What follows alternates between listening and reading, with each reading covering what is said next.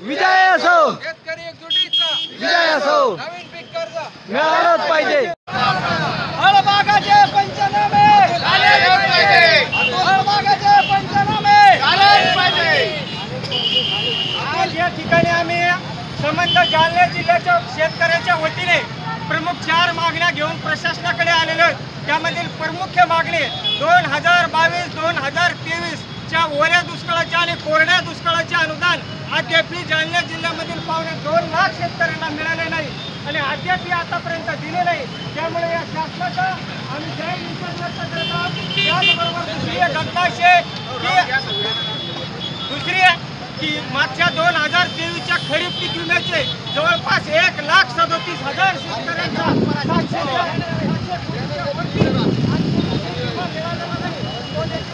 मिळाला पाहिजे।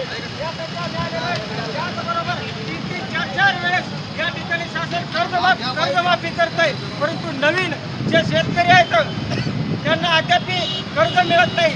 ते देखील आम्ही शासनाला सांगतो।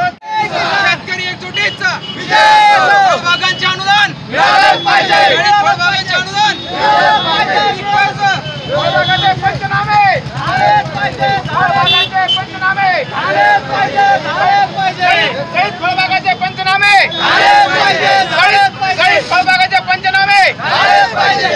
जय जवान, जय जवान, जय किसान, शेतकरी एकजुटीचा विजय असो, शेतकरी एकजुटीचा विजय असो।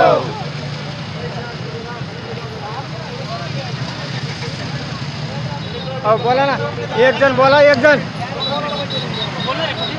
कोण बोलणार आहे? बोला ना, चेन सुटून नका देऊ ना।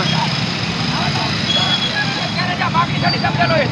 सगळ्यात मोठी शोकांतिका हे जगाचा पुरुषता ज्याला आपण म्हणतो का, त्याला आज आंदोलनाची वेळ पडली।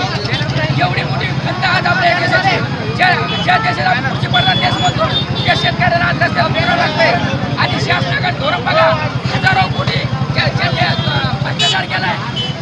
त्यावेळेस त्यांच्या तिजोरीमध्ये भर पडत नाही, पण आमच्या शेतकऱ्याला अनुदान द्यायचं म्हणलं तर तिजोरीमध्ये पैसे राहत नाही। आणि आताच आम्ही आज शेतकऱ्यांच्या विविध मागण्यासाठी काही घनसावंगी तालुक्यातील तसंच जालन्यातील सकल शेतकऱ्यांच्या वतीनं जिल्हाधिकाऱ्यांना काही निवेदन देण्यात आलेलं आहे। त्यामध्ये शेतकऱ्यांच्या नेमक्या काय मागण्या आहेत ते जाणून घेऊयात। मला सांगा, तुमच्या काय काय मागण्या आहेत?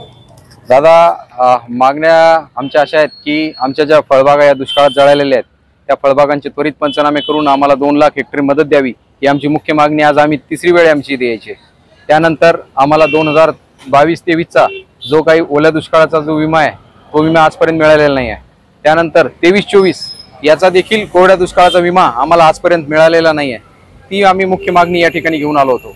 त्याचबरोबर जे नवीन पीक कर्ज शेतकऱ्यांना लागतंय त्या पीक कर्जासंदर्भात बँकाची उदासीनता, बँक शेतकऱ्यांना त्यांच्या दारात उभं करत नाहीयेत, त्या संदर्भात आम्ही कलेक्टर साहेबांकडे तक्रार केलेली आहे आणि त्यांनी त्याची दखल घेतलेली आहे। परंतु या ठिकाणी आम्हाला सांगायचं आहे की आज जो आम्ही रास्ता रोको केला अंबड चौफुलीवरती, त्या अंबड चौफुलीवरती रास्ता रोको करत असताना जो शेतकऱ्यांचा प्रचंड आम्हाला प्रतिसाद मिळाला, त्या प्रतिसादाबद्दल आम्ही सर्व शेतकऱ्यांचे आभारी आहोत।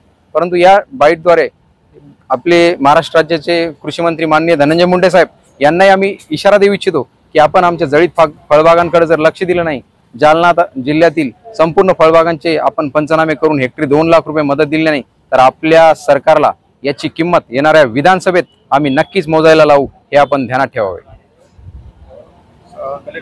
काय आश्वासन मिळाले का? कलेक्टर साहेब नुसतं आम्हाला खेळवत ठेवतायत।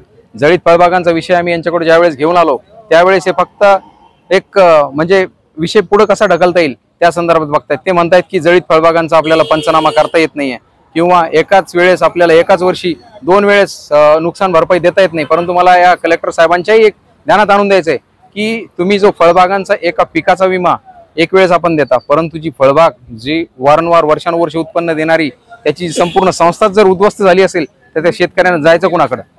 म्हणून या कलेक्टर साहेबांना, पंचायत साहेबांनाही मला सांगायचं आहे की आपण हा विषय गांभीर्याने घ्या, नसता आम्ही सर्व शेतकरी इथे येऊन सामूहिक आत्मदहन करणार आहोत, हा इशारा आम्ही आपणास या ठिकाणी देत आहोत। आमची शेवटची अंत हाक आपल्याला आहे आणि कृषी मंत्री धनंजय मुंडे साहेबांना तसेच एकनाथ शिंदे साहेबांना पण आहे की आपण आमच्या मुद्द्याकडे लक्ष द्या, नसता आपल्याला याची किंमत आम्ही नक्कीच मोजायला लावू।